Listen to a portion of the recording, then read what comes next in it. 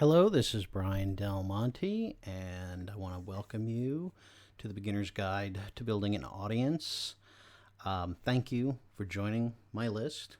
I hope this is going to be interesting for you, and I hope that this series helps you finally unlock, if you will, the mysteries of what it takes to build an audience. So, just some quick things. When you download this is available for download. When you download this, there is a disclaimer. Essentially, this is not a get-rich-quick scheme. I'm not trying to suggest, you're going to be able to execute everything in these presentations or any of the stuff on my site to the level that you're going to get some results somebody else did. The bottom line is business is tricky. And it requires skill, determination, luck, among other things. You can read the disclaimer in more detail. But the bottom line is you're going to have to work hard. You're going to have to put in the effort. And it's going to take time. This is not a get-rich-quick scheme. So with that, let's get started. If it really was as easy as everyone says, then everyone would be doing it. And I wanted to start here because I came across in an interview this statement from Kevin Spacey. Anyone with an internet connection and an idea can build an audience. There's some truth to it. But my reaction, by and large, is this. If only it were that simple. Now, I want to start with some things you think you know, but you probably really don't know. You're kidding yourself about what you think you know. And I call these things the 4 myths that kill all chance at building an audience. Because until you decide to dispel these myths and get serious about what it takes to build a foundation that'll allow you to build an audience, you're not going to get anywhere. And unfortunately, the marketing community, if you will, the content marketing community, doesn't do a very good job of dispelling these myths. If anything, their sales are perpetuated because of people believing in them. And I'll get to that in a minute. But let's get into what the 4 myths are. I know what my audience wants. Guarantee you that unless you have done significant research and observation and testing, you probably don't. I can make them want what I want to tell them. In part, this is true, but it's true, as you'll see in the next series, only with tremendous amount of media buy and effort. I will change their tastes and knowledge with my content. I call this the epic shit myth. And there's this content piece. I forget who the marketer was, but essentially he introduces this content literally of you have to have epic shit if you want people to pay attention to you. So in other words, your content's just got to hit it out of the park. Everybody's got to be, the Steve Jobs of content marketing, and we're going to change everyone's taste and their knowledge with your content. It's just not possible in most circumstances. And the final myth, people will marvel at what I've made, and they'll link to it, and therefore I'll become an authority. Now, that is in general how online authority is built, but it doesn't work quite that way. Build it and they'll come is not a particularly useful strategy. And you hear this over and over and over and over. Build great content with a cool website, and then everything will be nothing but teddy bears and unicorns and all this money, and somehow you're going to be, famous. And it's all in large part built on a whole bunch of assumptions about how the media works, about how the internet works, about where people's time and focus are. And none of it's particularly valid And very few people are really paying attention to that. And what bothers me is in most cases, some guru sold you on this idea in the first place. And so let's talk about what most of you probably have done to date. You went out and you said, I'm going to change the world. And you started planning and you started building stuff and you started testing things. And you had this intensity of if it was like the D-Day invasion. And then you created this website that you thought was going to like change the world, right? It was going to have all this great content. And you were like, my God, I am going to change the world. And then you unleashed it on the world with the brightness of 1,000 suns, right? You wrote epic content. And then this happened, right? I know that's happened to me. I bought into these myths too. And it all comes crashing to earth. And the worst part is nobody even knows you existed. And then you start to panic. You get depressed. You start scrambling to find a solution. You start emailing people and Twittering the heck out of the thing and Facebook. And you start throwing money willy-nilly. And then it gets even worse because then you realize the following. They're just not that into you. They could care less about what you have to say. And you wind up looking like this guy. And you're crushed. And I know you're crushed. And I've been crushed. And unfortunately, it's inevitable. Because that's not how any of this works. So let's talk about how it does work. First myth is you think you know your audience. Well, you got to figure out who they really are. If you're going to do an advertisement, if you're going to do a blog post, if you're going to do anything, you got to know who it's aimed at and you got to know the mechanisms that's going to make that person pay attention. Okay? And paying attention is a real meaning in today's society where there is so much content and so little attention. Attention and time are the most valuable things that your audience has to give you. And so they truly are paying with their attention. And so I'm reminded by what Richard Feynman said. The first principle is that you must not fool yourself, and you are the easiest person to fool. And so you have to know, not guess, not think, not tell yourself some story. You have to have real, concrete, valid understanding of who you're trying to influence, what their psychology levers are, what their triggers are. And so you really got to know who you're aiming at. And you really got to know the result you want to see them take. Because, here's a fact. If you don't spend this time, your chances of being successful are about as likely as you throwing a stamp on the floor, turning off all the lights in your bedroom, getting on the top of your bed, jumping off, and hoping to lick the stamp when you land. It's possible. It's just not real likely. So before you can attract an audience, you must know what's in their minds when they're online. Why are they online in the first place? When they're going to encounter whatever it is you're going to put in front of them, what are they seeking? Information, consumer intent, solve a problem, etc. And you got to know a lot what they're up to when they're not online. Because not all life is online. You got to know what they search for. You can use Google to figure out what their consumer intent is. And you can use psychology and empathy to figure out what they worry about in bed when they can't sleep. Whatever keeps them up at 3 a.m., they're definitely going to want to listen to you if you have a solution to that problem. And you have to study everything you can about them. Everything.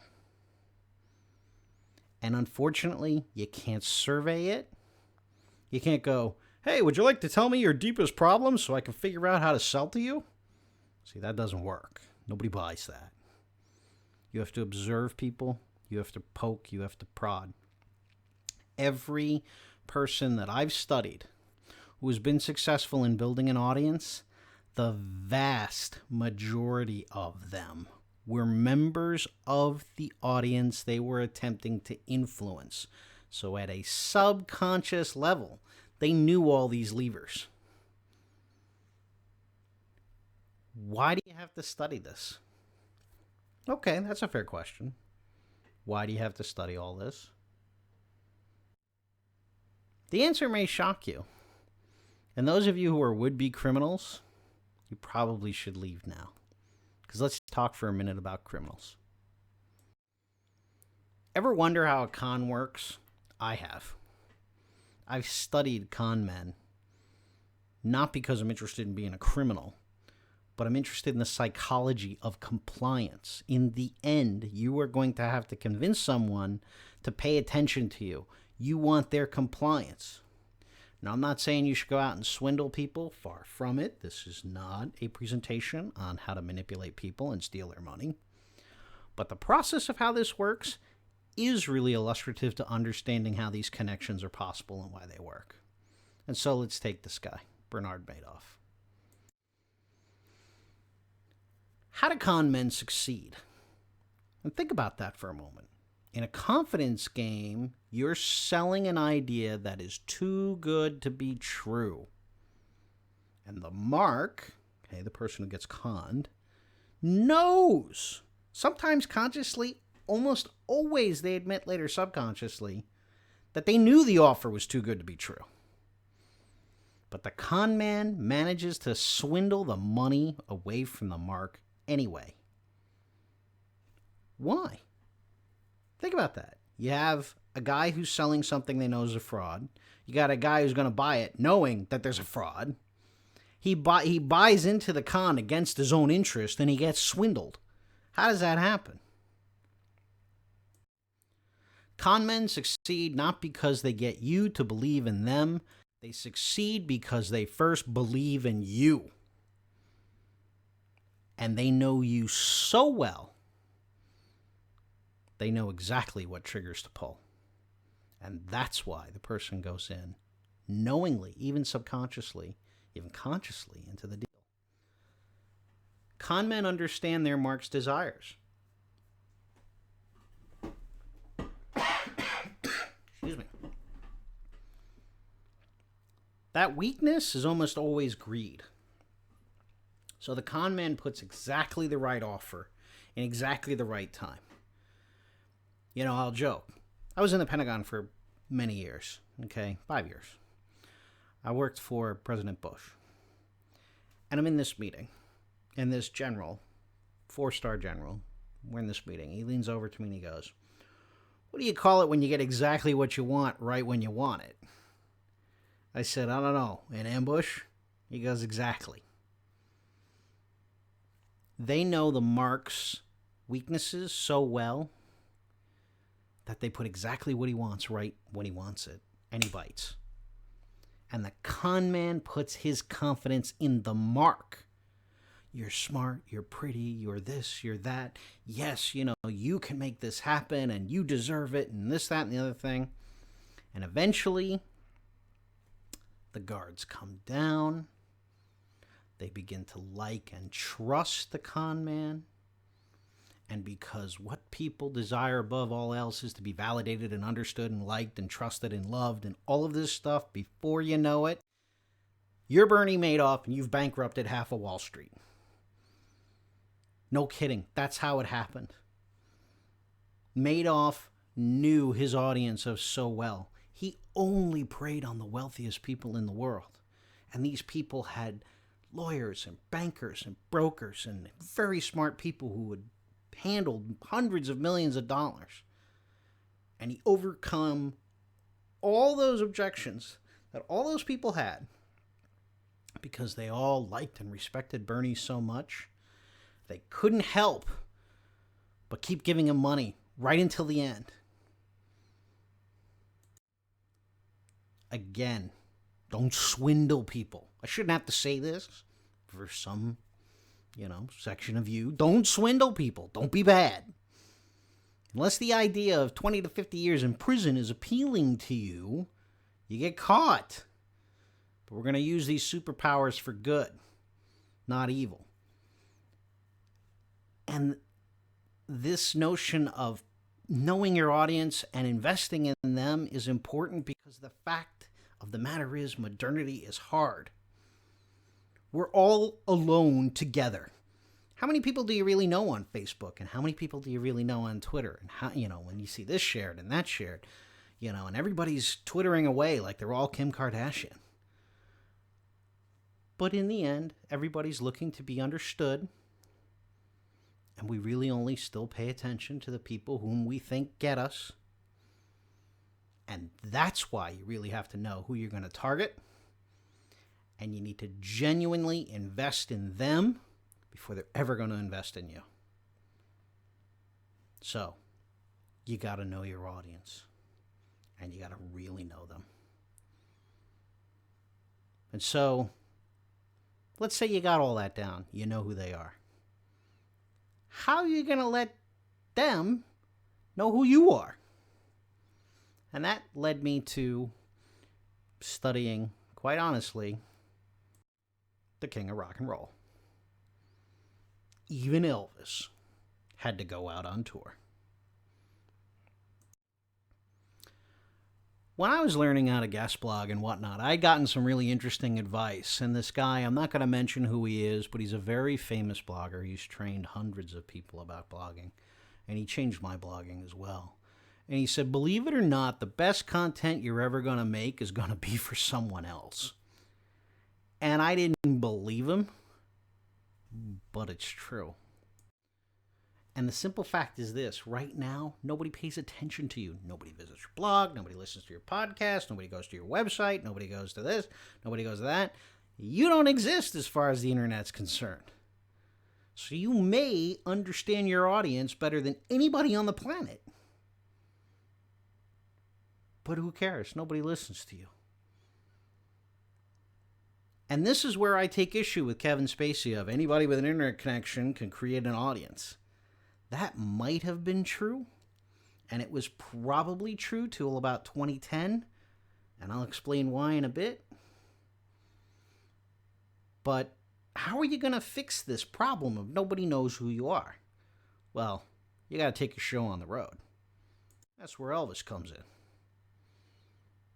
I did Ed Sullivan 4 times. I did the Steve Allen show. I did the Jackie Gleason show. By the way, this is when he was famous. He was still going on these shows.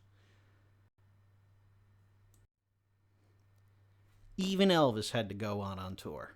And the way most people remember Elvis is it goes like this. The story goes like this, where, he recorded That's All Right, and he got on Red Hot and Blue, which is a radio station that was on WHBQ.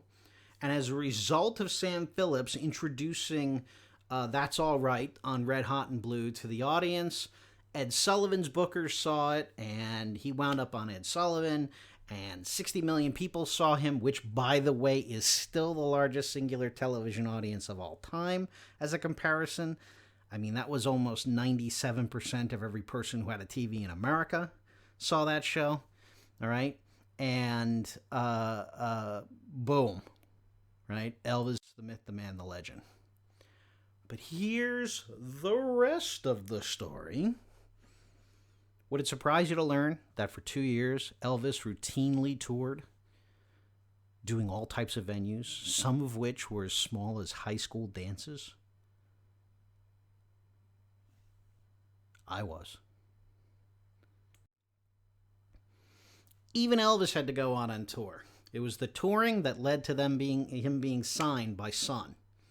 It was the recording of That's All Right that led to Elvis appearing on a show called Louisiana Hayride.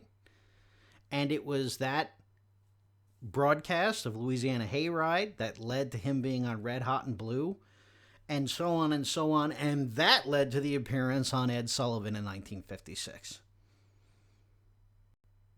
Pretty amazing, huh? So, there's this thought that I have, right? Why Jesse James rob banks? Because that's where the money is, right? That's what he used to say. Why do you have to start your quest for an audience on somebody else's platform? Because guess what? That's where the audience is. And so before you start figuring out, oh, I'm going to build a website and I'm going to do this and I'm going to do all, you are going to need a capture mechanism, and we're going to talk about that in the next series. But believe it or not, all this wonderful content you have bottled up inside you right now, it's going to blow your mind, but you're actually going to have to give it to somebody else.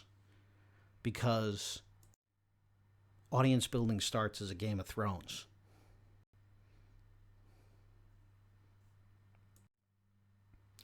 You have to find the kingmakers. If you want to fill the seats, you're going to have to find these kingmakers. And they're in every niche. And I guarantee you, they're the people that you are like, I want to be like them. Okay? And they're the ones with the audience right now. And you got to get these kingmakers to give you a shot. And they're in every niche imaginable. I'll show you how to find them. If you have a question, email me at brian@clickify.com. Happy to show you how to find them.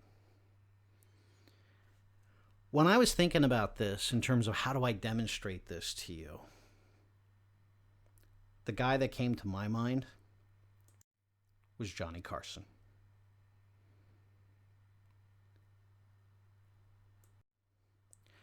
Johnny Carson's known most generally, there's been books written about him, and there's one book in particular where Johnny Carson's referred to as the king of late night. And, this building an audience online and building a television audience share a lot of similarities in the mechanisms of how they work, even though they're vastly different medium.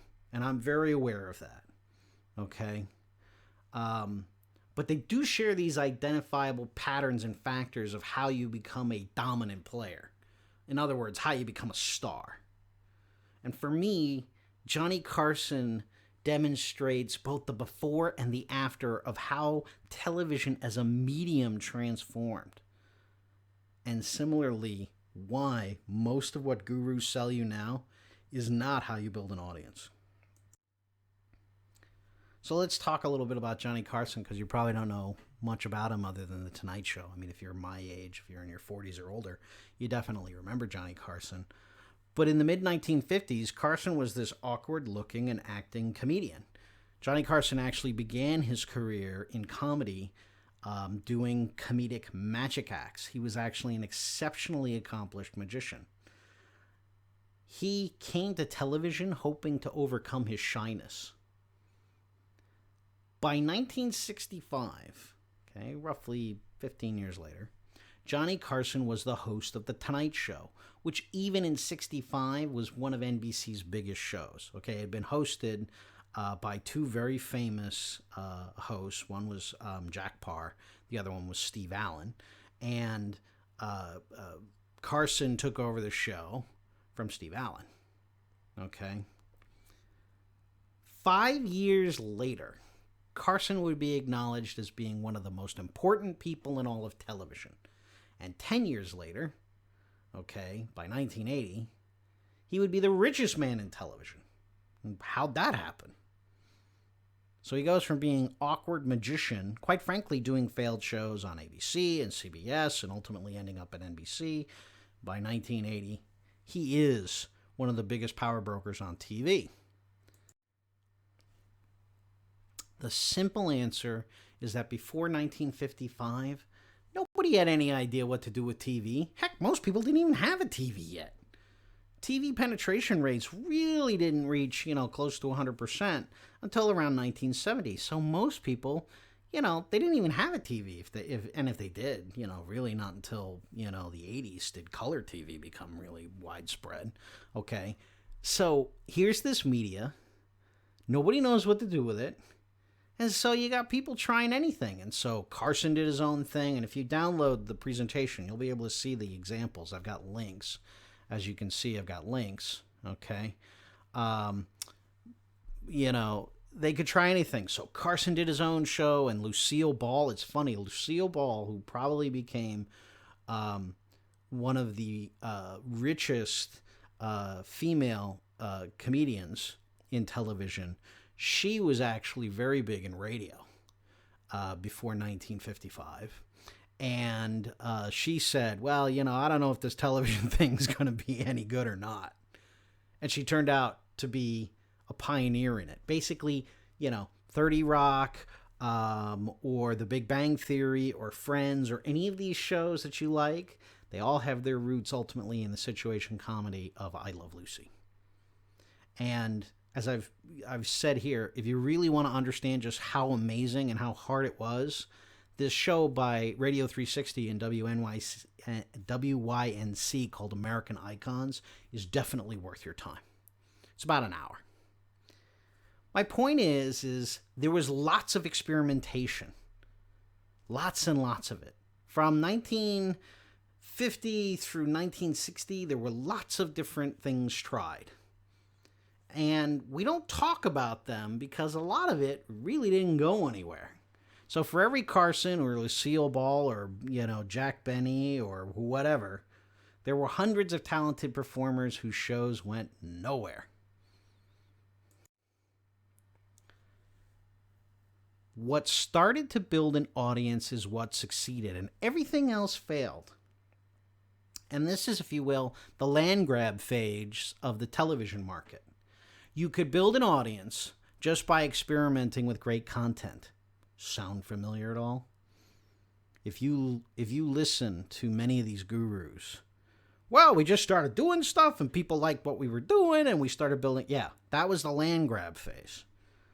Okay? Most gurus will tell you just, make epic content and, they're going to be all over you. All right, I'm going to just put it out there. They're either liars or idiots. Take your choice. The land grab period is over. You cannot just experiment your way to the top. You have to work with the kingmakers, the Carsons of the world in your niche to get your own audience. Experimentation alone isn't going to be successful because the internet is just too damn big. There is too much crap. I mean, think about it this way. No kidding. If you were going to do nothing but consume the top 0.1% of content in a given niche, it'd take you multiple lifetimes to get through it. So experimentation and just making great stuff isn't going to get you there. But I want to show you what a kingmaker like Carson can do.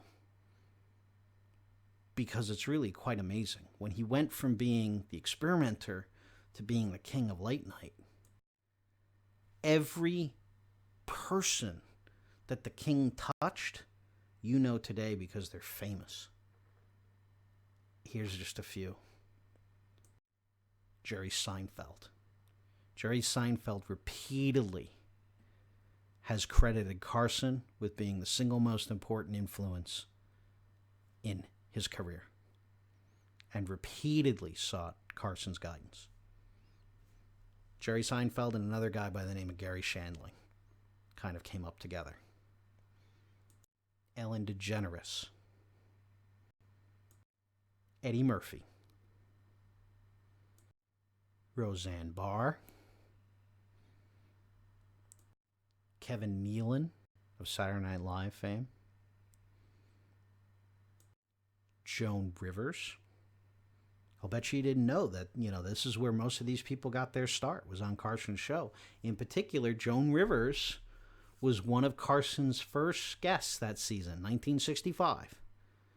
And quite frankly, had she not played her cards the way she did, she probably would have wound up the successor host of The Tonight Show. But that's a different story. Bill Maher is another one. He got his start on Carson. And I find this ironic. You know who also got their starts? These guys. Jay Leno and David Letterman. Now, there's a great movie, if you're interested, called The Late Shift that goes through the whole Leno Letterman breakup with NBC, etc. It's pretty good. It's pretty well acted. But both of these guys would try to take over the very shows that launched their careers. And Letterman, of course, went on to CBS. He just retired, right? He was their premier star for over 20 years. And Leno became the third permanent host of The Tonight Show until 2014. Now, Carson didn't discover these people. They had agents, they had careers, they were out on tour, all that good stuff. That's how Carson's bookers found them. But Carson could take them by the hand and put them in front of a audience and say, hi, these people are worth listening to. Here they are. Carson was a tastemaker. And for most of the people that went on Carson, that was enough. And so you have to study these kingmakers. In addition to your audience, you got to study the kingmakers. And I guarantee you they're there in your niche. And they control audiences. And they need great content from smart people like you that they can introduce to their audience. Because their number one problem all the time is I'm only as good as my last joke. And so they're constantly looking for great content to introduce to their audience. You have to find them. You have to connect with them. And you have to convince them to give you a shot with their audience. They're the ones with all the keys to all the thrones. And they'll let you in, but you got to be good and you got to be smart. So let's review.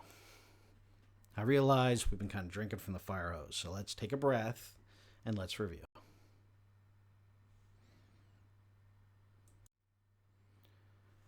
First steps, right? You got to really understand your audience. You got to know what they think, feel, taste, touch, dream about, wonder about, hope for, search for, desire most. And you have to know these things, not just guess at them. And then you have to decide, where do you fit in given who they are? And you have to be prepared to take that content out on tour, exposing people over and over and over to who you are and what you're about. And you have to be focused on two things with this content. You have to invest yourself in them and their problems, and you have to give of yourself for them. That's what epic content's about. Investing in the audience that it's designed for and giving yourself to them and creating real value. That's what it's about. And you have to build rapport, and you have to reach out to these kingmakers.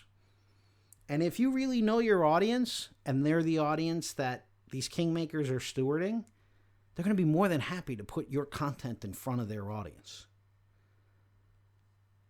And this sounds weird, but you're going to have to give and give and give and deliver value and give and be open and honest and engage them as you would a friend. And if your strategy is valid, you'll start out small. The Beatles didn't play at Wembley Park as their first performance. So you'll start out small, right? Even Elvis had to go out on tour.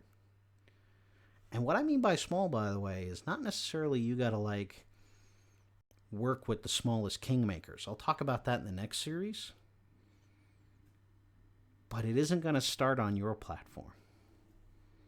So you're going to start out small, and you're going to earn your chance to be on a bigger one.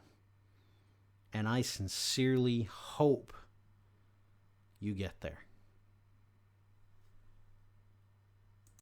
I want to thank you. It's been about half an hour. I want to thank you for the guide.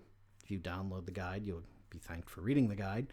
The next in this series, you should see below. You can click on to the next video.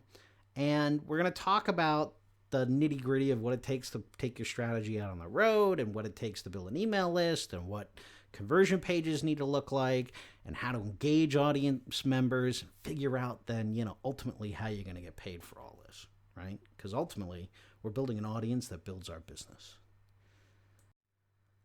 And I want to thank you again. If there are any questions, I'm happy to reach out to you.